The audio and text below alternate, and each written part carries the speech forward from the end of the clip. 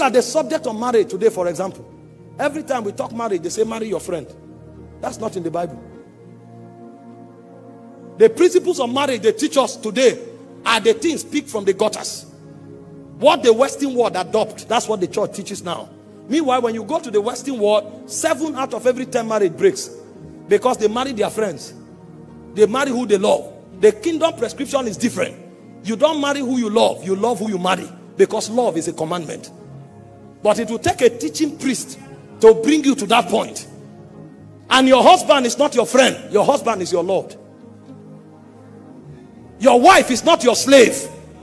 Your wife is a co-heir with you. So when a man is dealing with his wife, he's dealing with his wife the way Christ deals with the church. He dies to bring his wife's reality out. And when a wife is dealing with the husband, like Sarah, she calls her husband Lord. So the way it is difficult for a woman to submit, submission becomes the code of love. And the way a man is selfish, self-denial becomes his code of love. So at the end of the day, nobody possesses anything. It's a kingdom pattern, because when marriage is completed, you will not just have children, you will become like Christ. Because the goal of marriage is to deal with your flesh until you become like Christ. But what the world is teaching is how to coexist together. And so it becomes a mental charade, because there are no teaching priests. He said, as holy women, the same way Sarah called her husband Lord. He said, that is how you relate with your husband.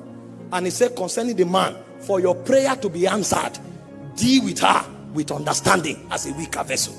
So the man is disadvantaged, the woman is disadvantaged if they choose to walk in the flesh. Because if the woman doesn't see the husband as Lord, she will never have a relationship with God. And if the man marginalizes the woman, his prayers will not be answered. Kingdom position. Because marriage reveals the portrait of heaven.